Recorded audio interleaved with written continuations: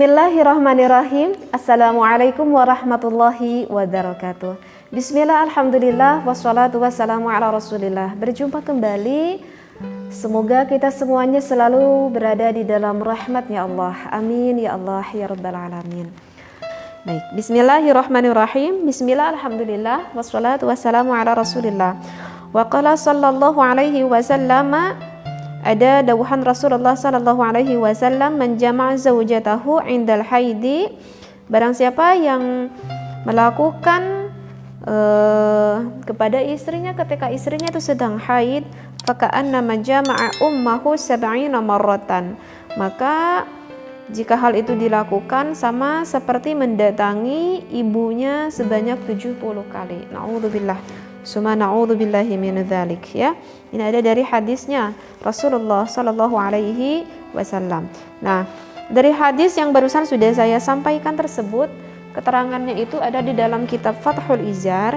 Jadi barang siapa seorang suami yang tahu istrinya itu lagi haid ataupun istrinya itu lagi nifas, ini udah suaminya udah gak sabar banget ini, ya.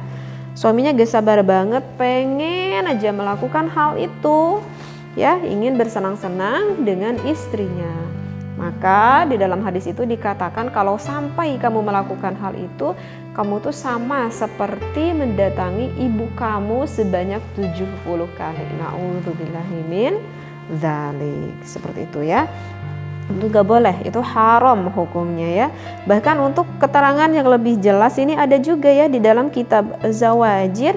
Nabi Muhammad sallallahu alaihi wasallam bersabda, man ata haidan, barang siapa yang mendatangi man ata haidan aw imra'atan fi duburiha aw kahinan faqad kafara bima unzila ala Muhammadin sallallahu alaihi wasallam. Jadi di dalam hadis ini mengatakan bahwa barang siapa yang mendatangi seorang wanita yang lagi haid, ataupun misalkan mendatangi wanita itu dari belakang melewati duburnya, maka ia telah kufur terhadap apa yang diturunkan kepada Nabi Muhammad sallallahu alaihi wasallam. Hadis ini adalah hadis riwayat Tirmidzi pada nomor 135 dan juga Ibnu Majah hadis nomor 639. Nah, berarti hal itu udah jelas banget, ya, hukumnya itu adalah diharamkan hukumnya itu. Bahkan ini itu sudah ijma para ulama. Kenapa sudah ijma para ulama? Karena ini memang udah dalilnya itu udah terang banget, udah jelas banget, ya. Ada di dalam Al-Quran surat Al-Baqarah pada ayat 222. A'udzubillahi minasyaitonirrajim. Wa yas'alunaka 'anil mahid qul huwa adzan fa'tazilun nisaa fil mahid wa la taqrabuhunna hatta yatahurna fa idza tatahharna fa'tuhunna min haitsu amarakumullah innallaha yuhibbut tawwabin wa yuhibbul mutatahhirin. Ini terdapat pada ayat 222, ya, pada surat Al-Baqarah. Nah, itu udah jelas banget kan referensi di dalam dalil Al-Qur'an. Sehingga dari referensi dalil Al-Qur'an tersebut seluruh para ulama menghukumi, menijtima bahwa hukumnya itu adalah haram. Sehingga jika ada seseorang yang mengatakan bahwa hal itu adalah dihalalkan, hal itu adalah diperbolehkan jika kita menggauli istri kita, maka itu bukan dosa lagi. Maka itu hukumnya bisa dikatakan menjadi kufur bagi orang tersebut. Karena saya ingat, ya, keterangan di dalam referensi kitab Sulam Taufik, barang siapa yang menghalalkan perkara yang haram ataupun mengharamkan perkara yang halal, sedangkan perkara itu adalah sudah ijtima seluruh para ulama, maka itu bisa mengakibatkan kekufuran bagi orang tersebut. Seperti itu, ya. Seperti itu, ya. Nah, baik. Dan setiap apa yang diharamkan oleh Allah tentu itu gak akan mendatangkan kemaslahatan. Setiap apa yang diharamkan oleh Allah tentu itu akan lebih cenderung kepada kemadaratan, gitu. Dan kenapa Allah itu mengharamkan? Karena kalau misalkan hal itu dilakukan kepada istrinya, hal itu dikhawatirkan bagi seorang perempuan ataupun bagi seorang istrinya itu dikhawatirkan akan mendatangkan penyakit endometriosis seperti itu. Jadi kan ketika seorang perempuan itu sedang mengeluarkan haid, seharusnya kan haid itu secara normalnya harusnya dikeluarkan, Tetapi ini ada sesuatu barang yang masuk ke dalam daerah rahim seorang wanita sehingga haidnya itu terdorong lagi kembali ke dalam, seperti itu ya, karena dimasuki oleh suaminya sehingga mendorong lagi ke dalam, seperti itu. Nah, kembali ke dalam rahim, kembali ke saluran telur, sehingga akan terjadi perlengketan. Di mana? Perlengketan itu di daerah tuba rahim seorang wanita tersebut. Nah, bahkan bisa saja sampai ke daerah indung telur. Nah, inilah yang dimaksud dengan endometriosis yang bisa mengakibatkan perempuan itu nanti bisa mempunyai penyakit kista seperti itu, dan tentu kan itu bisa memudaratkan terhadap perempuan tersebut. Jadi sekali lagi sabar dulu wahai suami begitu ya, sabar dulu, tunggu dulu sampai bersih, tunggu dulu sampai suci. Tapi udah sampai bersih meyakini, udah sampai suci pun jangan langsung.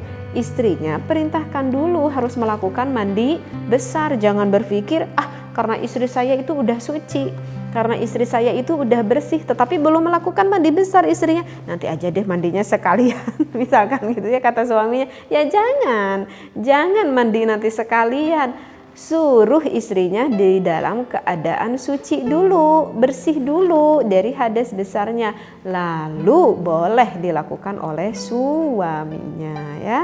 Mandi kan gak lama ya, paling lah kalau pengen dipercepat 5 menit juga jadi gitu ya. Nah seperti itu. Terus kemudian timbul lagi pertanyaan, aduh teh ya mending dah kalau misalkan menstruasi itu cuma 1 minggu, ini gimana? Saya itu kan pengantin baru misalkan, udah kebayangkan gimana pengantin baru. Apalagi istri sayanya itu lagi nifas, dan nifasnya ditunggu-tunggu lama banget, misalkan sampai 50 hari gitu ya, dan suami itu udah merasa gak sabar banget gitu. Kemudian kalau misalkan suaminya udah gak sabar banget, ada gak sih solusinya untuk menyenangkan suaminya? Karena itu suaminya udah pening suaminya tuh udah pening banget gitu ya, malum atau senateh dan namanya juga pengantin baru gitu. Nah maka jika hal itu misalkan ya cukup memudaratkan bagi suaminya yang udah gak sabar banget, ini udah pengen banget gitu, dan kalau tidak disenangkan suaminya itu takut khawatir terjerumus kepada dosa yang lain, misalkan suaminya misalkan melakukannya itu dengan dirinya sendiri misalkan, kan itu dosa gitu, apalagi kalau naudzubillah sampai jajan di luar ya, itu jelas udah haram banget gitu. Nah, ada nggak sih solusinya di dalam fikih? Nah, maka solusinya di dalam fikih itu memang diharamkan jika suami dan istri itu berhubungan ketika sedang haid ataupun ketika sedang nifas. Tetapi tidak diharamkan seorang istri menyenangkan suaminya gitu.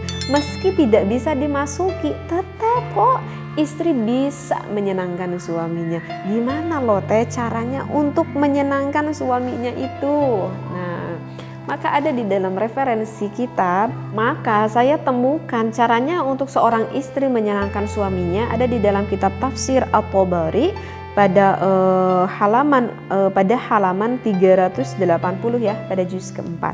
Di sana dikatakan it'an bidzakarik haitsu masyi'ta fi ma bainal fakhidaini wal alyataini wasurrati ma lam yakun fid duburi awil haidi. Maka bahasanya ini adalah tusukanlah. Ini bahasanya begitu ya, it'an itu adalah tusukanlah bidzakarik. Bidzakarik itu adalah yang dimiliki oleh barang suami itu dimanapun yang engkau kehendaki. Misalkan di antara kedua paha, bainal fakhidaini atau artinya adalah di antara kedua paha, wal alyataini ataupun di antara kedua pantat. Maaf ya, ini di dalam bahasa kitabnya seperti itu. Wasurroti ataupun di pusar istrinya. Baik.